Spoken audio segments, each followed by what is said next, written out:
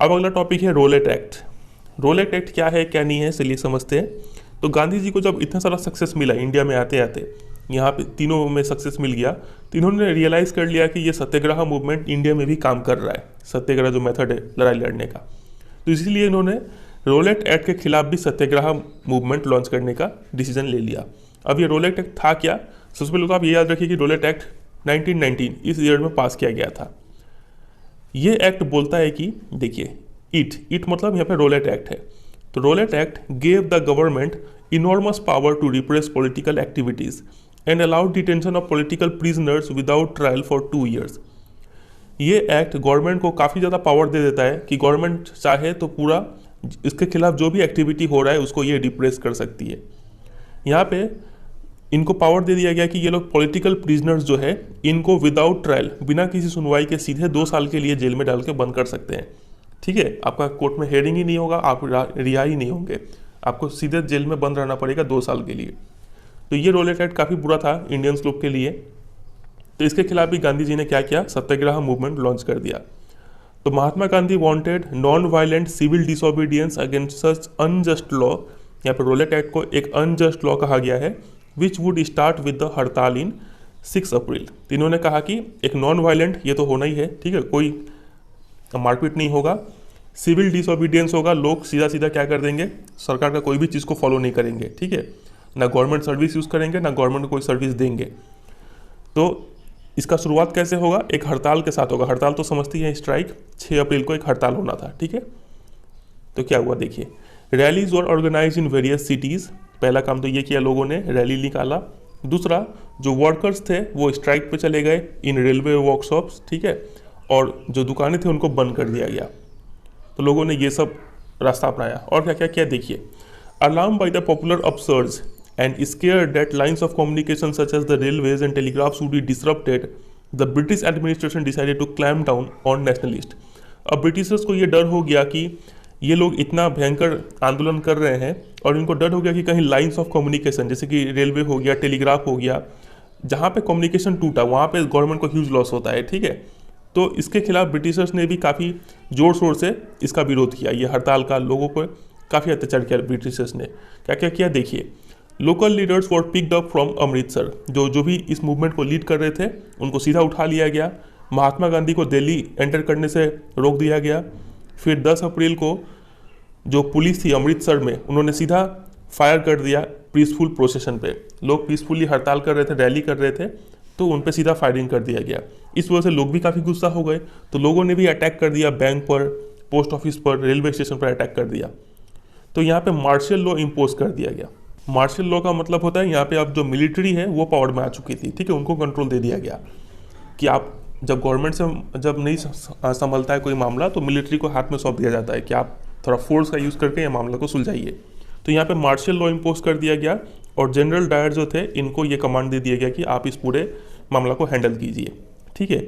अब देखिए क्या क्या होता है, अभी आप सिर्फ समझते चलिए, हाँ क्या याद करना है क्या नहीं करना हम अभी बता देंगे, क्वेश्चन कैसा आएगा। यहाँ तक समझ रहे हैं? पहले तो लोगों ने रिवोल्ट किया, फिर उस रिवोल्ट को दबाने के लिए जो ब्रिटिशर्स थे उन्होंने भी कुछ स्टेप्स लिए, फिर ये मामला और भड़क गया। अब यहाँ पे मार्शल लॉ लगा दिया गया और जनरल डायर अपने हाथों में कमांड ले लिए। अब उसके बाद क्या होता है देखिए, 13 अप्रैल को एक बहुत ही बड़ा इंसिडेंट होता है जिसको बोलते हैं infamous Jallianwala Bagh. Infamous word देखिएगा, इनफेमस मतलब फेमस होना, ठीक है, लेकिन बुरे काम के लिए फेमस होना, इसको बोलते हैं इनफेमस।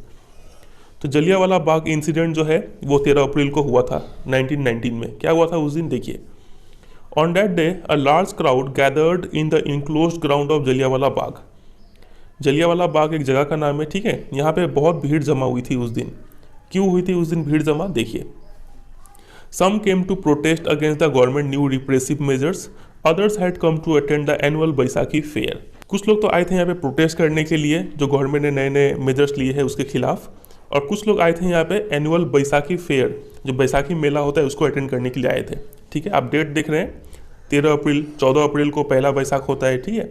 तो बैसाखी मेला सब अटेंड करने के लिए आए थे। तो being from outside the city many villagers were unaware of the martial law that had been imposed. तो कई लोग यहाँ पे बाहर दूसरे शहर से आए हुए थे, तो इनको पता नहीं था कि यहाँ पे मार्शल लॉ लगा हुआ है। तो डायर जो जनरल डायर थे जिनके हाथों में कमांड दिया गया था, ये जनरल डायर, ठीक है। ये अचानक से वहाँ पे आते हैं, ब्लॉक द एग्जिट पॉइंट, जितने भी दरवाजे थे वहाँ से बाहर निकलने का सबको बंद कर देते हैं और ओपन फायर कर देते हैं पूरे भीड़ पर, और इसमें कई सारे लोग, ठीक है, मर जाते हैं यहाँ पे, क्योंकि सीधा उनको गोली मार दिया जाता है। और वो इनका रीज़न क्या देते हैं, जब उनसे पूछा गया कि आपने ऐसा क्यों किया, तो वो बोलते हैं कि to produce a moral effect, लोगों में डर का भावना पैदा करने के लिए उन्होंने ये स्टेप उठाया था। अब जैसे ही ये जलियांवाला बाग इंसिडेंट होता है, लोगों का दिमाग गर्म हो जाता है। तो as the news of Jallianwala Bagh spread, crowds took to the streets in many north Indian towns. तो लोग रास्ते पे उतर आते हैं नॉर्थ इंडियन टाउन्स में, स्ट्राइक्स रखा जाता है, क्लैशेस विद द पुलिस होता है, ठीक है, पुलिस के साथ मारपीट होता है, गवर्नमेंट बिल्डिंग पे अटैक होता है, लोग भी काफ़ी गुस्सा दिखाते हैं अपना। फिर गवर्नमेंट भी वैसे ही थी, गवर्नमेंट भी साथ शांत नहीं बैठ रही थी, वो और बुरी तरीके से और लोगों पे ट्रीट करती है, उनको ह्यूमिलेट करती है, उनको टेरराइज करती है। अब देखिए गवर्नमेंट यहाँ पे क्या क्या रास्ता अपनाती है।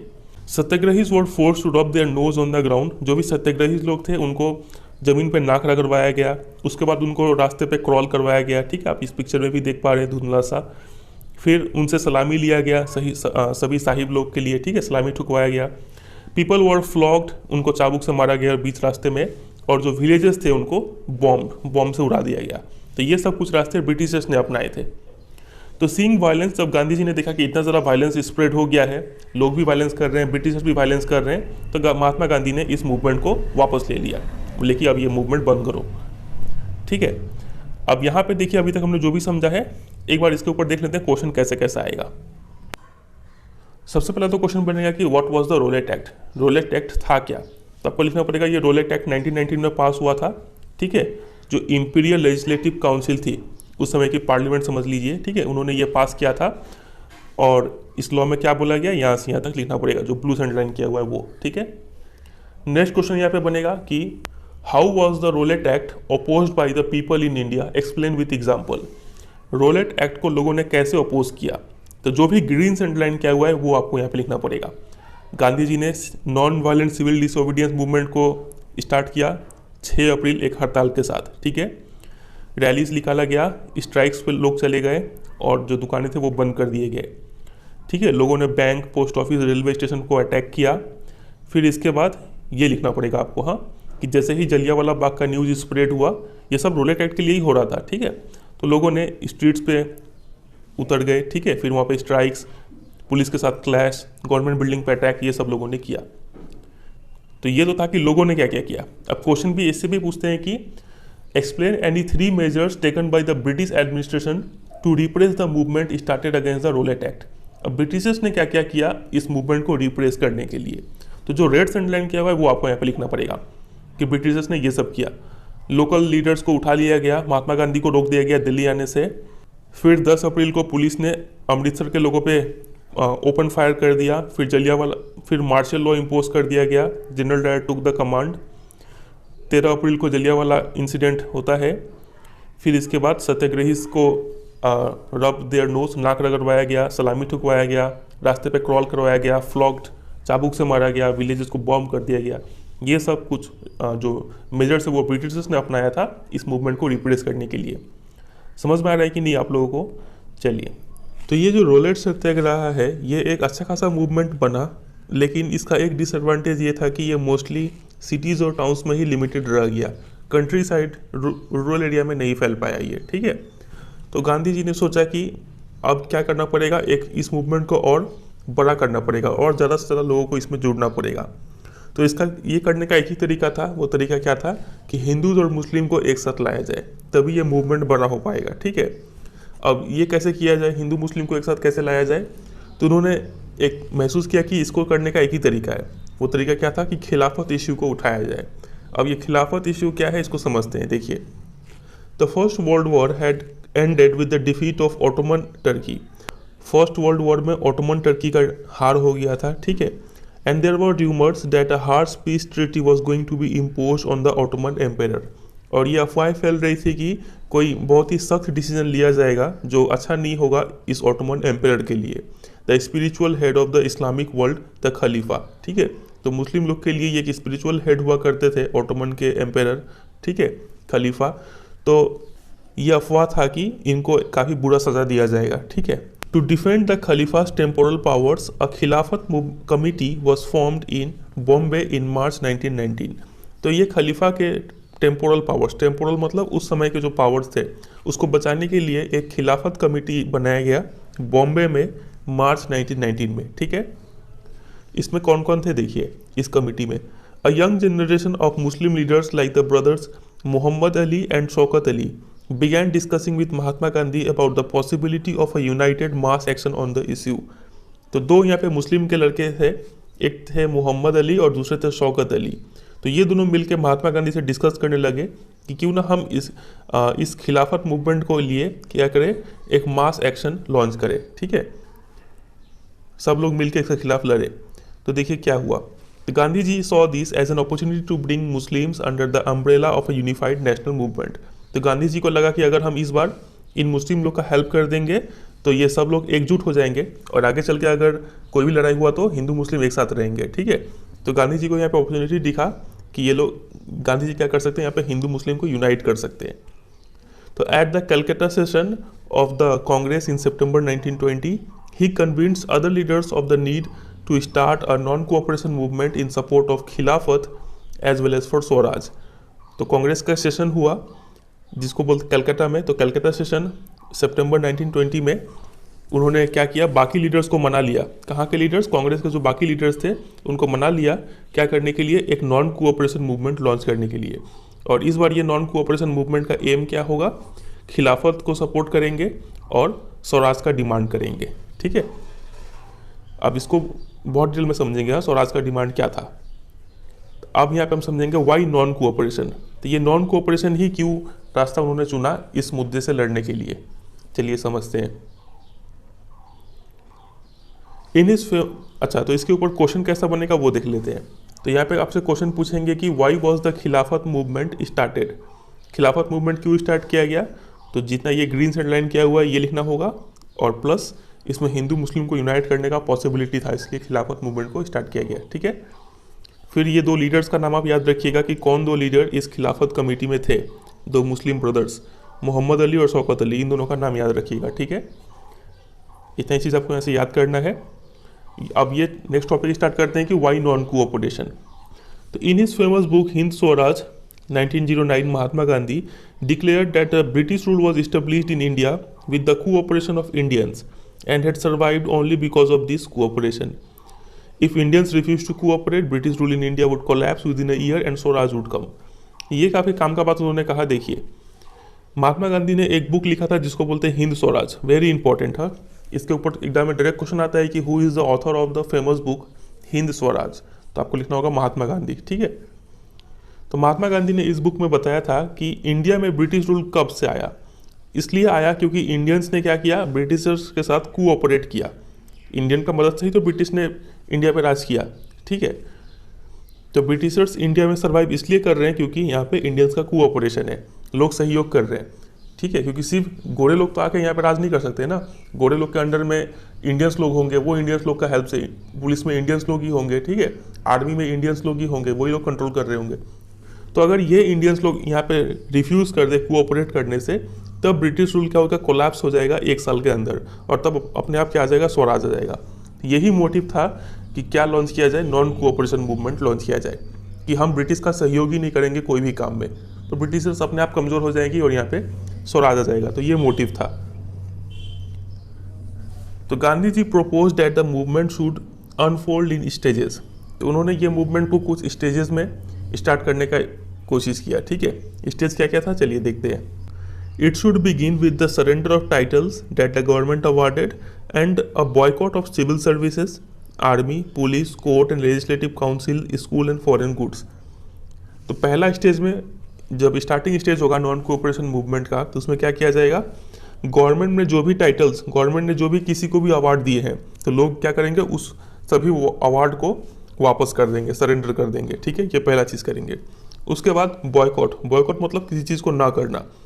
सिविल सर्विस में कोई नहीं जाएंगे, ठीक है। आईएएस जो अभी जाना जाता है, आईएएस, आईपीएस, ये सब जॉब में कोई जाएंगे नहीं। आर्मी में कोई भर्ती नहीं होगा, पुलिस में कोई नहीं जाएगा, कोर्ट में कोई केस लड़ने के लिए नहीं जाएगा, लेजिस्लेटिव काउंसिल मतलब उस समय का जो पार्लियामेंट होता था उसका इलेक्शन में कोई पार्टिसिपेट नहीं करेगा, कोई बच्चा स्कूल में नहीं पढ़ेगा, कोई बच्चा फॉरेन गुड यूज़ नहीं करेगा, टोटली क्या कर देंगे, बॉयकॉट कर देंगे। ठीक है, तो ये सब चीज़ पहला स्टेज में किया जाएगा। उसके बाद then in case the government use to depression a full civil disobedience campaign would be launched. अब अगर गवर्नमेंट कुछ रिप्रेशन करती है, ब्रिटिशर्स का तो आदत था कि कोई भी मूवमेंट को दबाने के लिए काफ़ी वो फोर्स यूज़ करती है, तो अगर गवर्नमेंट ऐसा करती है तब क्या किया जाएगा, सेकंड स्टेज में क्या किया जाएगा, a full civil disobedience campaign launch किया जाएगा। ठीक है, पूरा लोग गवर्नमेंट को डिसोबे करेंगे उसमें। तो ये एक अलग से कैंपेन है, इसको हम लोग थोड़ी देर में समझेंगे। और देखते हैं यहाँ पे क्या लिखा हुआ है। तो through the summer of 1920 Mahatma Gandhi and Shaukat Ali toured extensively mobilising popular support for the movement. तो 1920 का पूरा जो समर का सीजन था, उस समय में ये दोनों लोग महात्मा गांधी, शौकत अली पूरा दूसरे जगह पे गए और वहाँ पे लोगों को इस मूवमेंट में पार्टिसिपेट करने के लिए मना लिया। ठीक है, तो many within the Congress were however concerned about the proposals. They were reluctant to boycott the council elections scheduled for November 1920 and they feared that the movement might lead to popular violence. अब देखिए, अब कांग्रेस के अंदर इसके खिलाफ mixed reaction था। यहाँ पे ये लोग काफ़ी चिंतित थे इस प्रपोजल को लेके। कौन से प्रपोजल को लेके? नॉन कोऑपरेशन मूवमेंट को लेके। ठीक है, ये लोग नहीं चाह रहे थे कि ये लोग काउंसिल का जो इलेक्शन है उसको बॉयकॉट करें, क्योंकि इलेक्शन के जरिए कांग्रेस के लीडर्स के पास एक मौका था कि ये लोग भी पार्लियामेंट में जाए और यहाँ का पॉलिसी मेकिंग में कुछ अपना योगदान दे। ठीक है, लेकिन अब ये जब मूवमेंट लॉन्च हो जाएगा, नॉन कोऑपरेशन मूवमेंट, तो ये लोग तो जा नहीं पाएंगे, इसलिए ये लोग इस इलेक्शन को बॉयकॉट करना नहीं चाह रहे थे। ठीक है, और इनको ये भी डर था कि ये मूवमेंट जब होगा, नॉन कोऑपरेशन मूवमेंट, तो कहीं पॉपुलर वायलेंस फिर से ना छिड़ जाए। ठीक है, तो in the month between September and December there was an intense tussle within the Congress. तो कांग्रेस में भी काफ़ी मिक्स्ड रिएक्शन हो रहा है, कोई चाह रहा है लॉन्च करने का ये मूवमेंट, कोई नहीं चाह रहा है। तो for a while there seem no meeting point between the supporters and opponent of the movement. एक समय तो ऐसा लग रहा था कि कोई मीटिंग पॉइंट, कोई समझौता ही नहीं हो रहा है कांग्रेस के अंदर में। कुछ लोग सपोर्ट कर रहे हैं, कुछ लोग अपोज कर रहे हैं, कोई फिक्स डिसीजन नहीं आ पा रहा है।